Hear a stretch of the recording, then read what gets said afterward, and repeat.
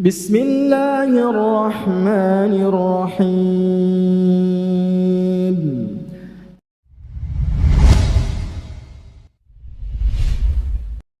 Bismillahirrahmanirrahim. Alhamdulillahirabbil alamin wa bihi nasta'in. Rabbi shrah li sadri wa yassir li amri wahlul 'uqdatam min lisani yafqahu qawli. Amma ba'd.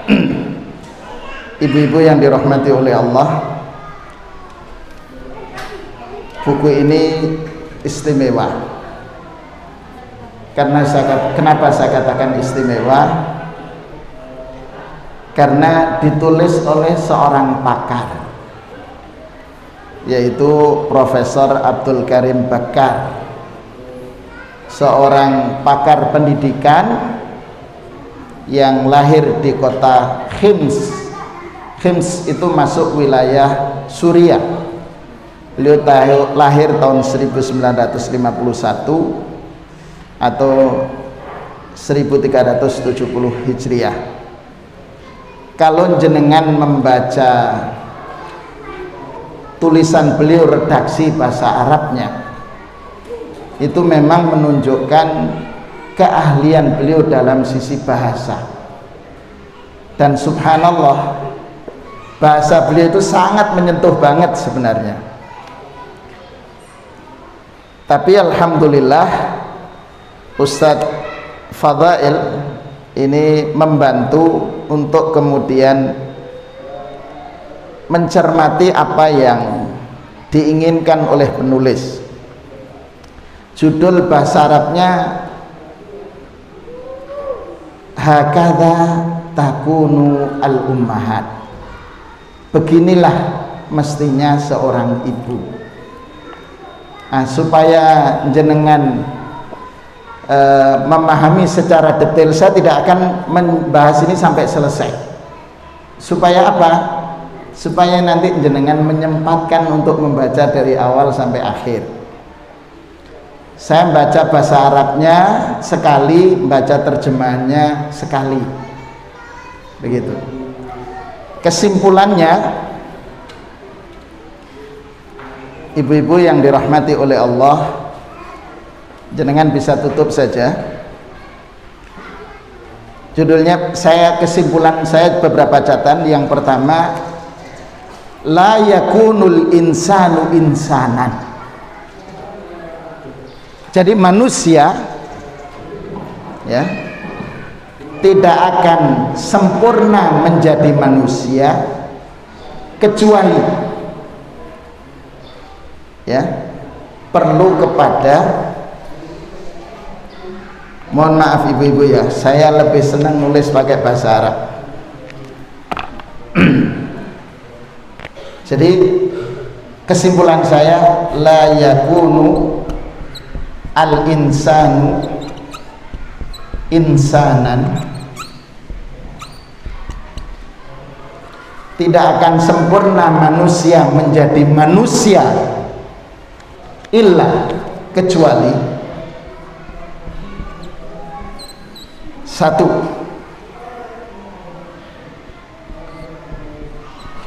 bitarbiyah al-islamiyah as-sahihah, kecuali dengan pendidikan Islam yang benar. Jadi la yakunul insanu insanan, manusia tidak akan menjadi manusia yang sempurna kecuali dengan pendidikan Islam yang benar. Itu yang pertama. Yang kedua, tidak akan sempurna manusia menjadi manusia yang sempurna kecuali dengan at-ta'amul al-usari, interaksi keluarga yang baik ya, interaksi keluarga yang baik.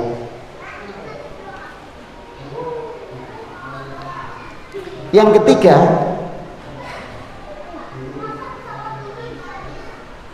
tidak akan sempurna manusia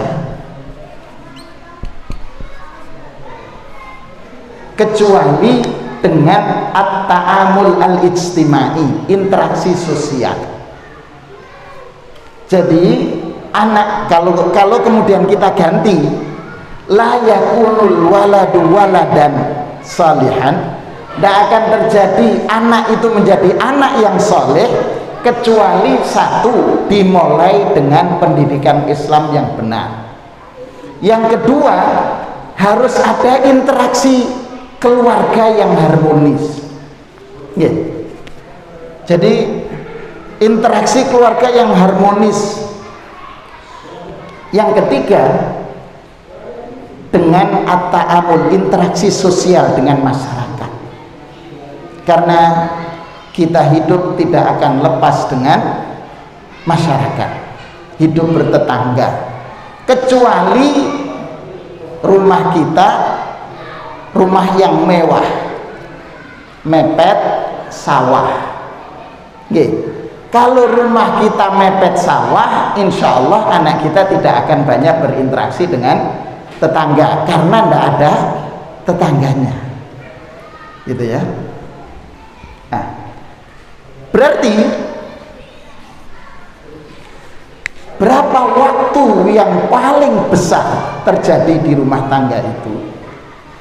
Kan waktu bertemuan ya, kalau boleh kita cermati, kalau di Kutab itu mulai jam berapa Ustaz? Jam 7 ya?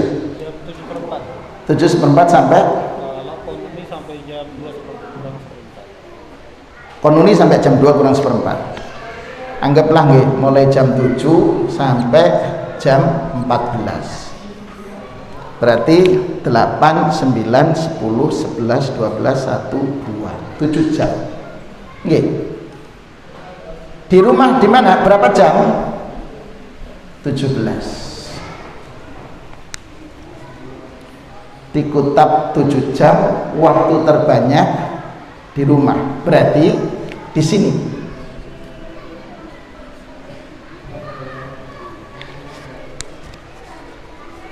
Dengan demikian, kalau kita mencermati ini, tadhar ahamiyatul disinilah kelihatan urgensi daripada jenengan ibu. Berarti yang dominan mendidik ini siapa? Ibu.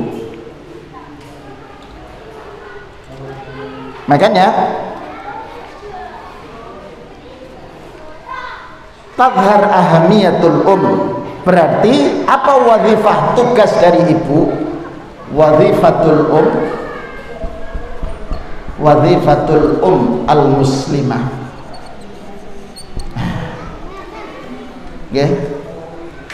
Di sini saya katakan ini urgensi ibu. Kenapa?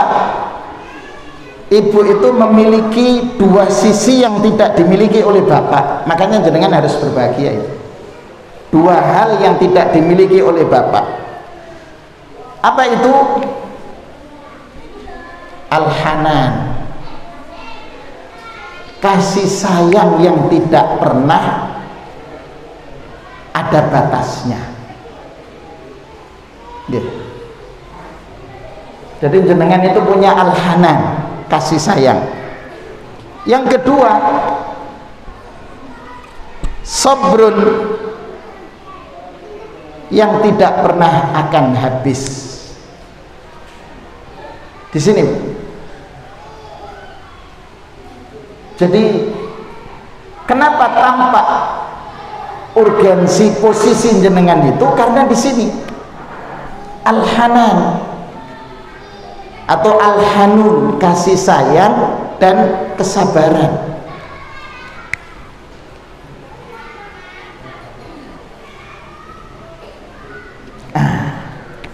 Berarti riayatut tufulah,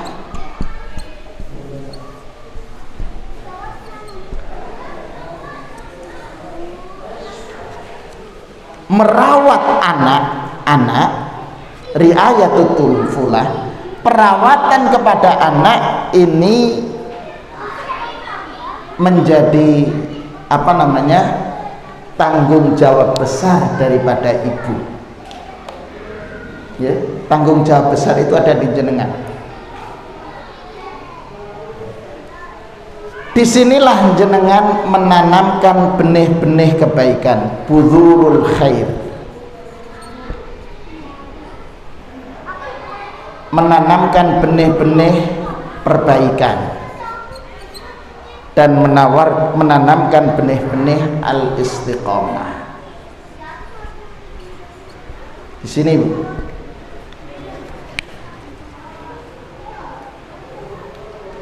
makanya jenengan cermati dalam salah satu ayat itu pesannya apa? Waqarna fi buyutikunna.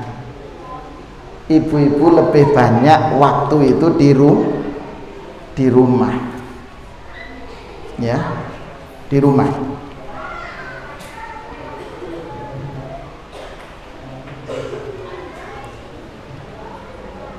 Ya. Karena itu jenengan cermati ketika berkenaan berbakti kepada orang tua, itu bandingannya ada berapa? Ketika ada seorang sahabat bertanya, ya Rasulullah, man ahaqqun nasi bisuhbati, siapa yang paling berhak aku perlakuan baik? Jawabannya ummuka, gitu.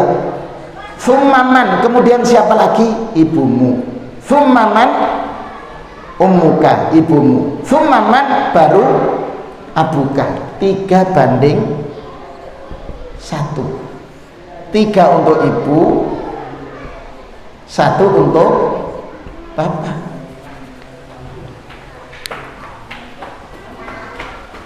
Nah, kenapa lebih banyak? Kenapa 3:1? Ini karena itu,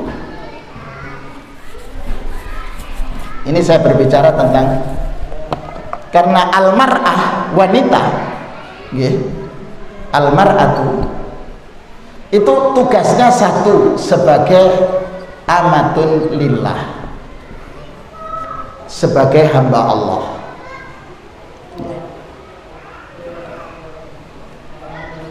Tapi dia juga menjadi ibnatun fil usrah, menjadi seorang anak perempuan yang merupakan anggota keluarga. Setelah dewasa maka dia menjadi zaujatun, menjadi istri.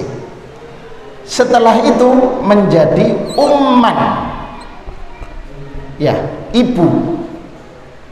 Karena menjadi ibu maka dia harus menjadi murabbiyan, ibu yang menjadi pendidik. Siapa muridnya? Al-aula, anak-anak.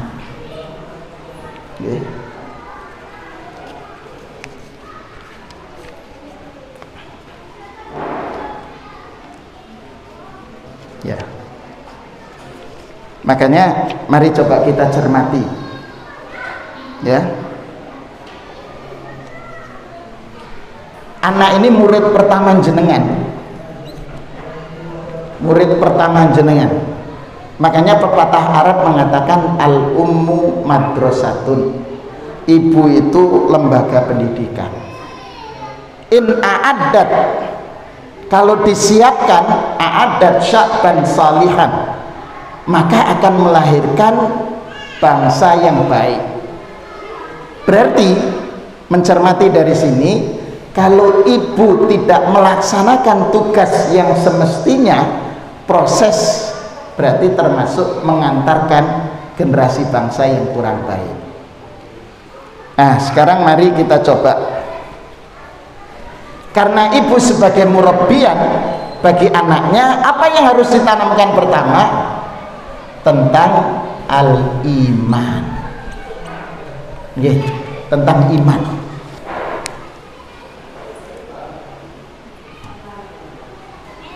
Coba jenengan mungkin paham siapa sahabat Anas bin Malik. Ada yang ingat Anas bin Malik? Ya. Sebentar saya tulis. Jadi yang pertama kali dinanamkan adalah al-iman. Anas bin Malik menjadi menjadi anak istimewa karena didoakan oleh Rasul Sallallahu Alaihi Wasallam. Doanya kan Rasulullah SAW, Allahumma akthir auladahu, ya, wa barik amwalahu wa tawil umrohu. Anas bin Malik itu didoakan oleh Rasul karena didoakan tiga hal: hartanya banyak, anaknya banyak, kemudian usianya panjang. Ada yang tahu berapa jumlah anak Anas bin Malik? Ada yang tahu, ibu-ibu? Ada yang tahu? Yeah. Ada riwayat mengatakan jumlah anaknya 100. Yeah. Tapi jenengan jangan tanya berapa istrinya Ustaz, saya enggak tahu, enggak. Yeah. Ya, Anas bin Malik itu anaknya 100. Tapi sejarawan mengatakan 80 itu laki-laki dan 1 perempuan. Dan mereka menjadi anak-anak hebat.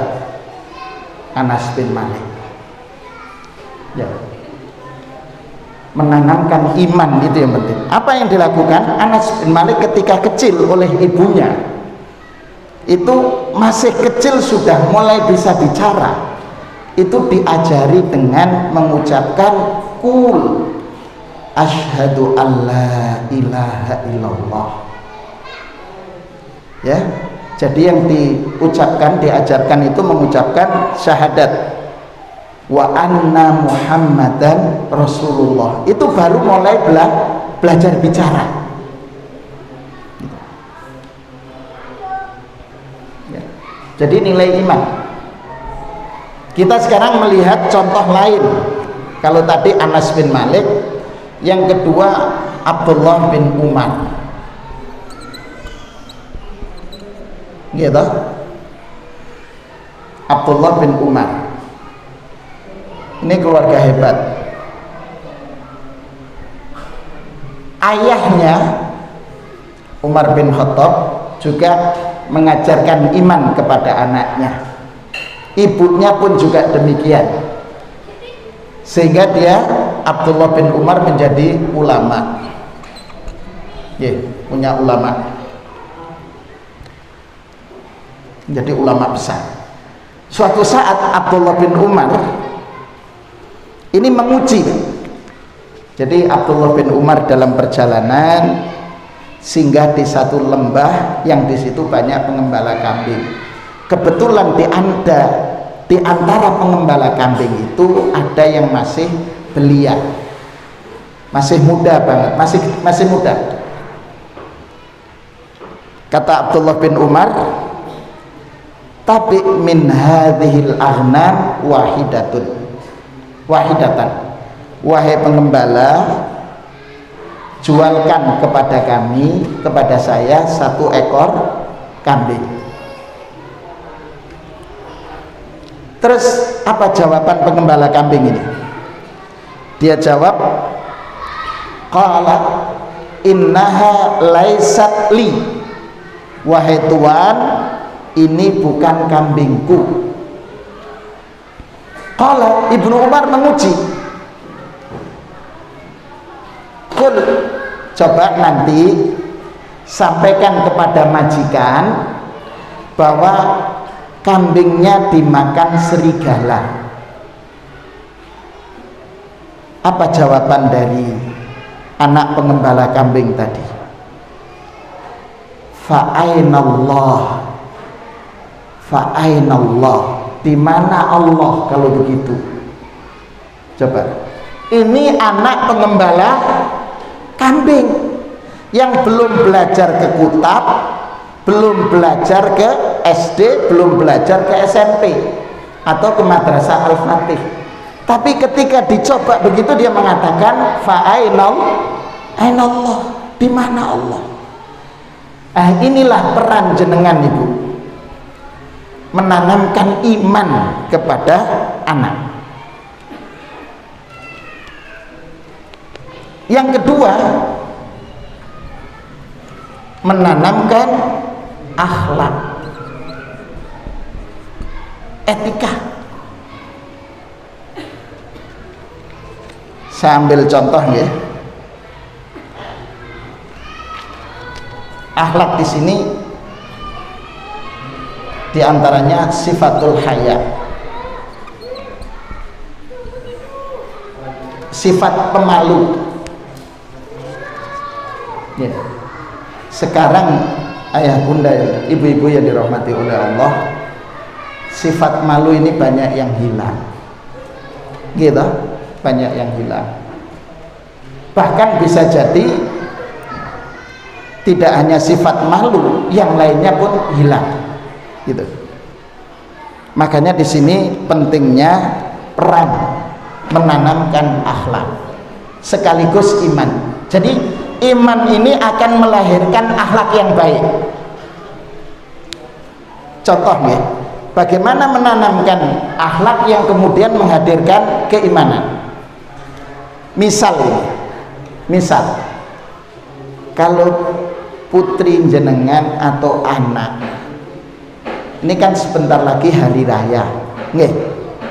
Biasanya hari raya itu identik dengan baju baru, sandal baru, jilbab baru, celana baru, bahkan rumahnya pun dicat baru. Itu identik dengan hari raya. Misal ini, ayahnya dapat THR tanggal 25 April. Ternyata sebelum tanggal 25 sudah silaturahmi ke, diajak buka bersama dengan bibiknya. Bibiknya punya anak sudah. Ditanya sama bibiknya, kamu sudah beli sama umikmu sudah dibeliin baju? Belum. Gitu kan? Kenapa? Nunggu THR-nya Abah, begitu. Yeah. Oh, kalau ini tante sudah belikan ini bajunya, sandalnya ini, begitu macam-macam. Terus pulang ke rumah, si anak pulang ke rumah jenengan, kira-kira jawaban jenengan apa? Mi, kapan aku dibelikan baju baru, sandal baru? Untuk menanamkan iman, apa kira-kira jawaban jenengan? Nama Bu?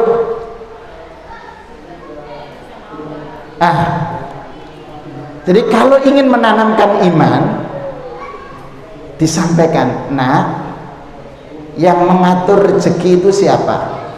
Allah. Sekarang berpuasa, doanya orang berpuasa diijabahi oleh Allah.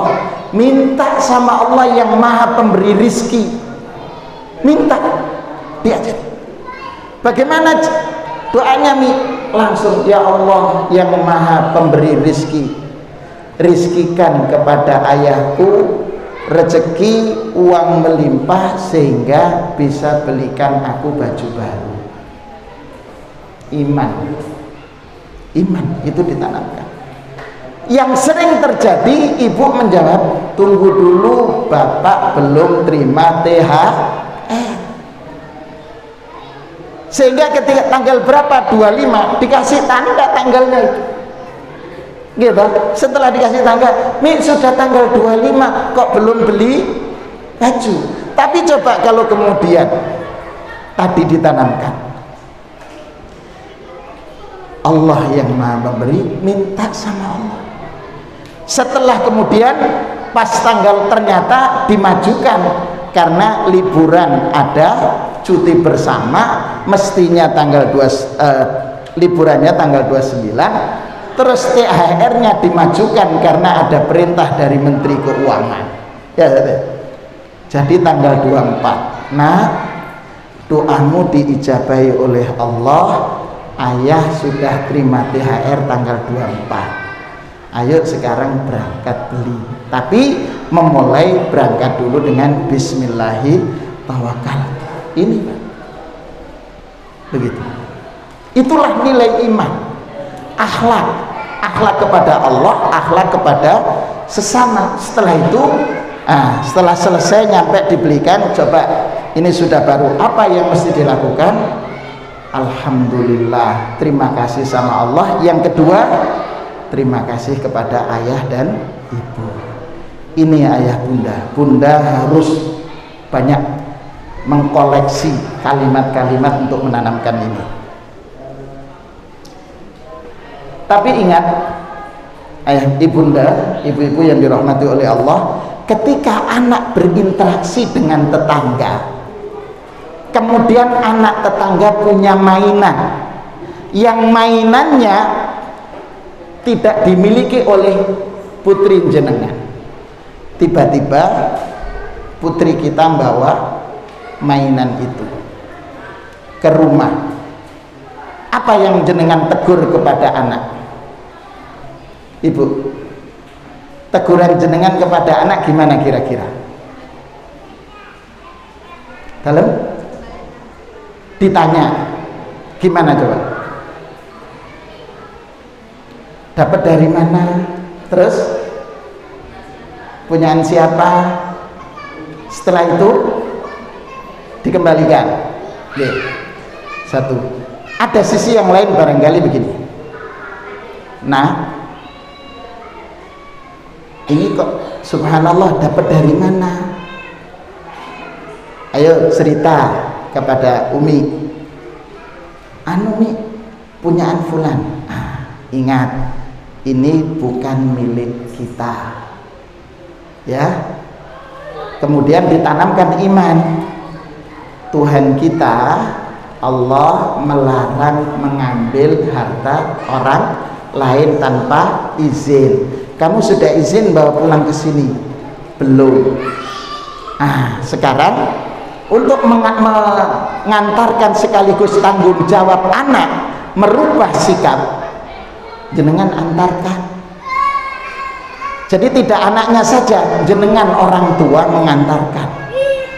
Kemudian setelah itu sampaikan di hadapan ibu, ini anak saya. Ayo nak, sampaikan permohonan maaf kepada ibu, supaya anak menyampaikan dengan bahasa sendiri. Setelah itu jenengan menyampaikan permohonan maaf. Sikap ini yang harus kita tanamkan pada anak. Untuk apa? Melatih jujur, sekaligus berani mengakui kesalahan. Mengakui kesalahan di hadapan orang lain.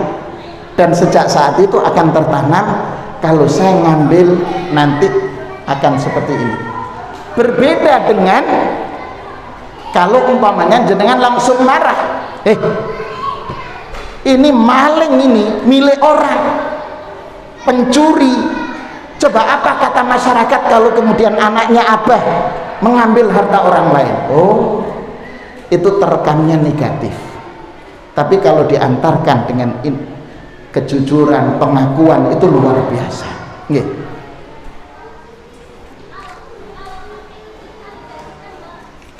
Kemudian tidak cukup menanamkan nilai akhlak, tapi harus menanamkan ruhut tadhiyah wal ata, semangat berkorban dan saling memberi. Jadi ruh semangat ini harus kita tanamkan. Ruhut tadhiyah, semangat untuk berkorban.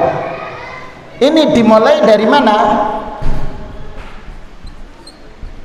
Ibu membiasakan ithar. Saya belajar dari istri saya. Karena semenjak jadi ada corona itu ada hikmahnya itu. Saya lebih banyak makan di rumah bersama anak-anak begitu. Apalagi ketika di masa-masa awal-awal corona itu. Jadi makan bersama, satu nampan bersama. Apa yang kita tanamkan ketika makan bersama? Satu, membiasakan anak untuk diingat langsung. Meskipun anak-anak ada yang sudah SMA, kuliah, ada yang masih SMA, ada SMP gitu ya. Tapi kemudian kita bersama. Tapi kita tanamkan. Pertama kali, alhamdulillah, maam kita bisa kumpul bersama. Kemudian diingatkan membaca doa.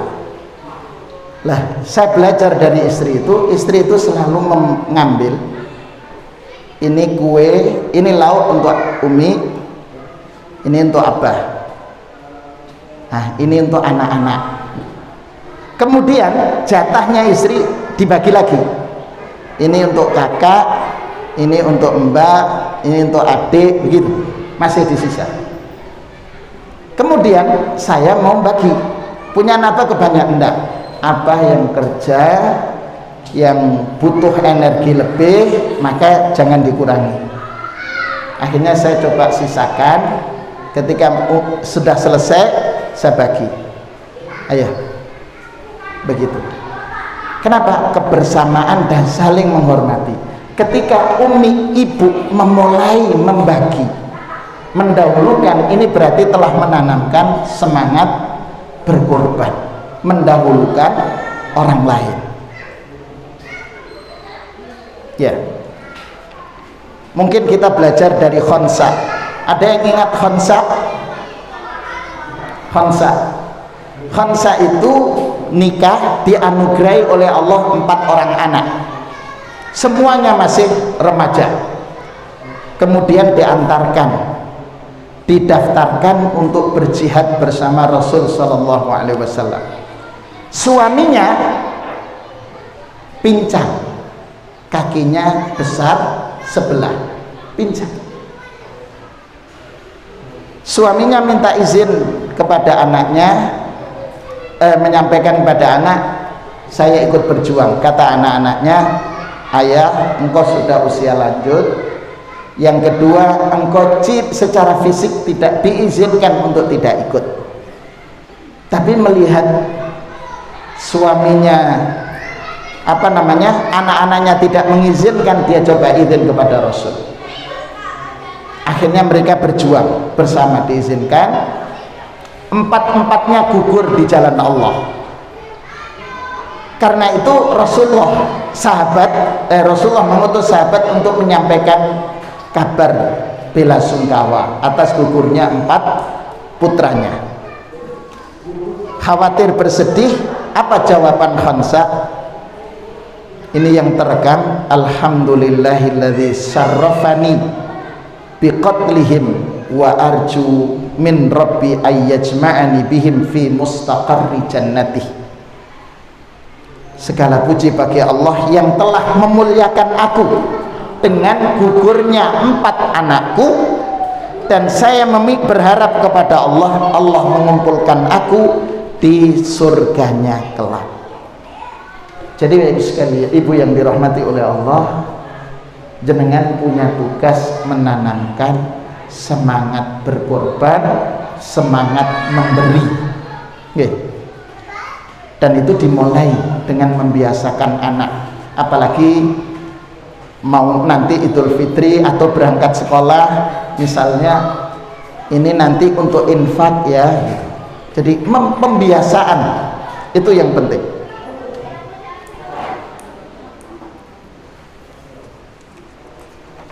Kemudian berikutnya, kewajiban jenengan mengenalkan anak, ta'riful abna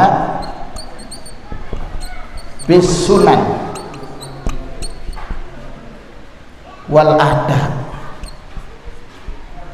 Jadi mengajarkan tentang sunnah-sunnah Rasul dan etika-etika Rasulullah SAW, baik dari sisi tutur kata, kauliyah ataupun dari sisi praktek. Kauliyah dari sisi tutur kata tersampaikan kepada anak, bahasa-bahasa yang mudah dicerna. Seperti contoh, kita sering mendengar dan kita harus banyak belajar. Saya ada kejadian, ini pelajaran berharga bagi saya. Ada satu keluarga, ketika saya masuk pesantren, kemudian ayah ibunya, setelah saya 5 tahun di pesantren, dia mengatakan, coba masuk pesantren seperti dengan mas itu, begitu. Akhirnya dimasukkan pesantren di tempat saya belajar. Nah, saya bina terus. Ketika kemudian saya selesai dapat beasiswa di Lipia Jakarta, anak ini punya semangat untuk terus mengikuti jejak. Kemudian akhirnya saya ke Madinah, karena dia merasa di pesantren itu tidak ada ijazah formal waktu itu. Akhirnya dia keluar ikut ujian persamaan. Terus di setengah-tengah ikut ujian persamaan itu apa yang terjadi? Mulailah terjadi inkhirafat, penyelewengan. Kenapa? Ya sudah, karena berinteraksi yang biasanya di pesantren malam aktivitasnya dengan ibadah dan lainnya, kemudian keluar. Bisa dibayangkan anak-anak SMA yang tinggal di perkotaan, sudah akhirnya hidup dalam kondisi penyelewengan. Ketika pulang, ini tingkat SMA, rambutnya sudah tidak menunjukkan sebagai pribadi anak yang pernah di pesantren. Bapak ibunya marah. Ketika marah, setan, begitu menyampaikan ke anaknya dengan bahasa setan. Sudah, qadarullah, ya barangkali itu bagian dari ijabah Allah terhadap doa ayahnya dan ibunya itu. Akhirnya apa? Anaknya kena kasus, si anak ini menghamili anak orang, penjara. Kemudian pindah lagi sampai, mohon maaf, rumah yang ditempati ayah dan ibunya, sertifikatnya dibawa, dijual, ya dijual, sampai pada akhirnya ayah ibunya kedatangan petugas untuk menyita barang itu.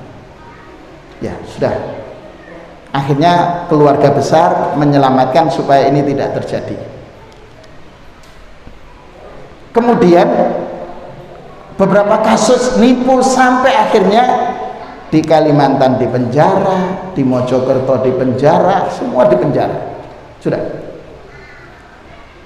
Ketika suatu saat pulang, diingatkan, kamu baik-baik, tapi jawabannya apa? Kan dulu bapak dan ibu yang ngomong saya jadi setan, kan sudah keturutan niatnya, begitu. Jadi maksud saya, ayah bunda, ibu-ibu yang dirahmati oleh Allah, ajarkan adab etika. Ketika anaknya marah atau melakukan kesalahan, kira-kira apa bahasa yang tepat? Kalau bahasa saya belajar dari Madinah, orang-orang Madinah itu ketika mendapati orang marah, dia jawab bahasanya apa? Allahu yahdi. Marah itu, semoga Allah memberimu hidayah. Jadi rahimakallah, semoga Allah menyayangimu. Itu bahasanya. Tidak pernah ya wahai anak anjing, ya syaitan, enggak. Tapi jawabannya adalah Allahu yahdi. Apa maksudnya? Ketika anak melakukan kesalahan, bahasa yang harus digantikan adalah tidak mencaci, tidak mencela, tapi justru mendoakan Allahu yahdi, semoga Allah memberimu hidayah, semoga Allah senantiasa memperbagus akhlakmu. Itu yang harus dilakukan. Ini makna dari ta'riful abna bil aulad. Yang terakhir, menjadi murabbi liyakuna al aulad najihan.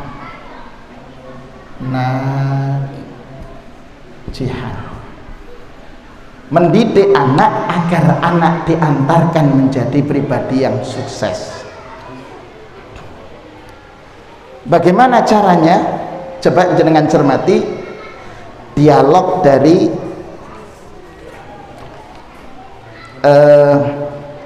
ibunya Sufyan Ats-Tsauri. Ibunya Sufyan Ats-Tsauri itu menyatakan kepada anaknya begini, kepada Sufyan, idhab fatlubil ilm a'u laka hatta aqula laka bima'zad. Wahai Sufyan, berangkatlah kamu mencari ilmu. Ibumu yang akan bekerja sebagai pemintal benang, penenun benang. Berangkatlah. Sudah, itu artinya apa? Saya bertanggung jawab penuh wahai anakku untuk menjadi membiayaimu. Suatu saat kemudian memberikan pesan lagi, idza katabta iddata asyrata ahadits, wahai anakku, jika engkau menulis lebih dari 10 hadis Nabi, fangzur, coba tanyakan pada dirimu, hal tajidu fi nafsika ziyadatun, apakah bertambah pada dirimu rasa takutmu kepada Allah? Wa illa, kalau tidak bertambah baik, engkau tidak merasa bertambah baik, tidak merasa bertambah takut di hadapan Allah, fala tatabbi, jangan kau lanjutkan. Fa'lam annama katabta yadurruka wala yanfa'uka, ketahuilah apa yang kau tulis berarti membahayakanmu dan tidak memberikan efek manfaat kepadamu. Berarti di sini semangat untuk memastikan anaknya menjadi anak yang soleh itu terus diawasi dan kemudian dievaluasi gitu. Itu tugas sebenarnya. Terakhir barangkali saya mengambil pelajaran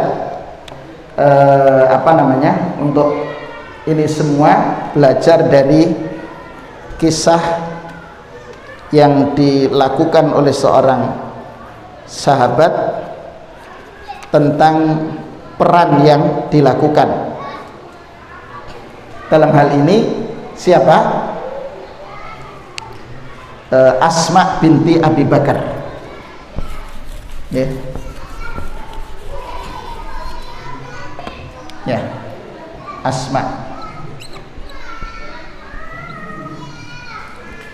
Asma binti Abi Bakar.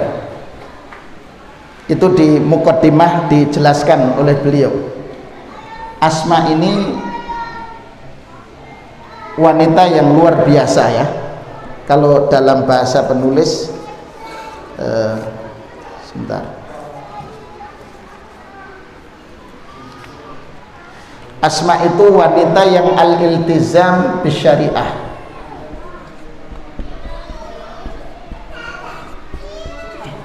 Wanita yang komitmen dengan syariat. Bukti komitmen dengan syariat ketika dihadiahi oleh seorang wanita musyrikah, dia tidak mau menerima hadiah itu kecuali setelah bertanya kepada Rasul, wahai Rasul, kira-kira bagaimana dengan hadiah ini? Ketika Rasulullah mengatakan terima, maka diterima. Yang kedua, Asma ini al-iltizam bil aqidah sahihah, komitmen terhadap keyakinan yang benar berkenaan dengan sikap loyalitas, wala. Apa itu? Ketika Abu Bakar kan menceraikan ibunya Asma ini karena ibunya Asma musyrik, tidak beriman kepada Allah.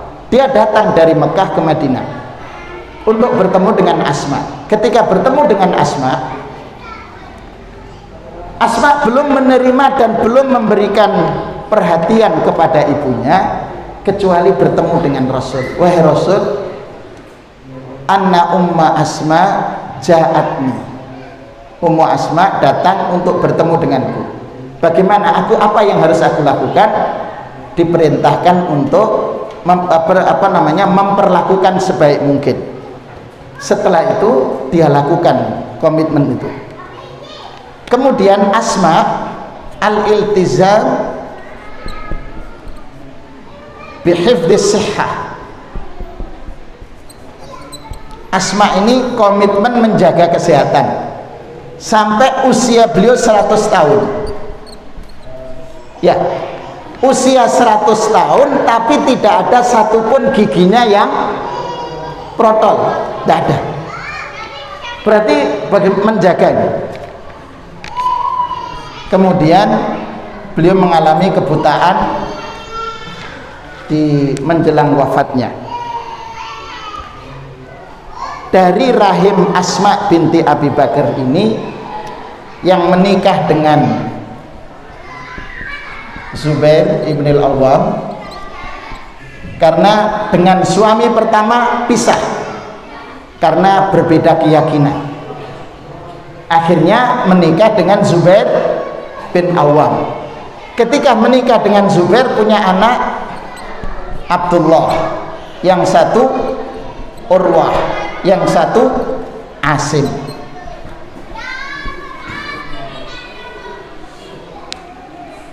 Ini menjadi khalifah pada tahun 99 Hijriah sampai 64 Hijriah sampai 73 Hijriah. Kemudian Urwah menjadi gubernur di Kufah. Kemudian menikahi putri dari Husain ibni Ali. Ya, menikahi putri Husain bin Ali radhiyallahu anhu. Asim ini juga menjadi tokoh. Yang saya maksudkan Asma binti Abi Bakar dalam kehidupan yang minim secara finansial, karena ketika menikah dengan Zubair bin Awwam, katanya dia mengatakan bahasanya tazawwajani Zubair wa ma law fil ardi malun wala mamlukun illa farsa. Jadi Zubair itu menikahiku tanpa punya harta, hanya punya ladang kecil, tidak punya ladang kecuali sedikit kecil, kemudian tidak punya budak kecuali dia hanya punya faros, kuda.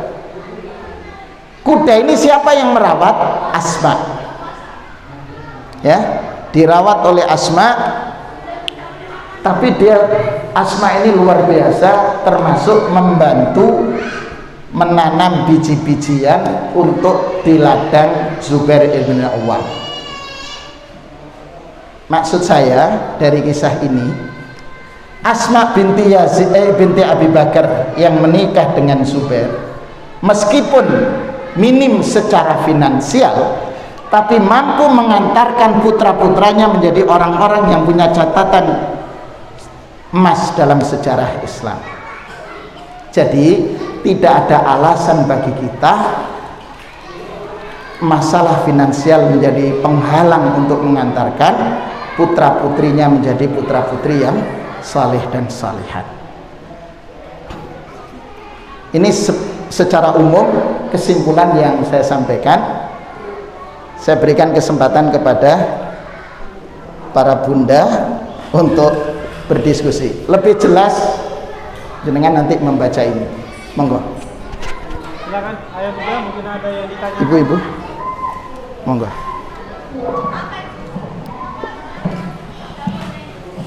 Silakan Ayah Buddha, mungkin ada yang ditanyakan. Bisa langsung atau ditulis. Ya, silakan. Monggo Ibu. Ditulis ya. Ditulis boleh, disampaikan langsung boleh. Ada mic kan, Mas? Nggih, boleh disampaikan. Kalau ada mic, Mas.